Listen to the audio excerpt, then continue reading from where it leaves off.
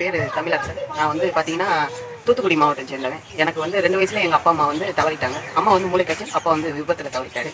தவறுனதுக்கப்புறம் பார்த்தீங்கன்னா, நான் வந்து 2 வயசுல ஆதரவற்றோர், அதாவது விருதுநகர்ல உள்ள ஆதரவற்றோர் விடுதியில என்னை வந்து அனாதைன்னு சொல்லி எங்க அப்பாவோட நண்பர் வந்து எழுதி கொடுத்துட்டு போயிட்டாரு. பிஎஸ்சி முடிச்சிருக்கேன். படிச்சு முடிச்சு வந்து இப்போ 3 வருஷமா வெளியே வந்திருக்கேன். வந்து வேலைக்காக சென்னை, மதுரை இந்த மாதிரி இடங்களை சுற்றும்போது வேலை கிடைக்கல எனக்கு. மெரினா கடற்கரையில் பார்த்தீங்கன்னா, நைட்டு படுத்து காலையில் பார்க்கும்போது என்னோட சூட் கேஸ், லக்கேஜ், என்னோட சர்டிஃபிகேட்ஸ், படிச்சது எல்லாமே மிஸ் ஆயிடுச்சு.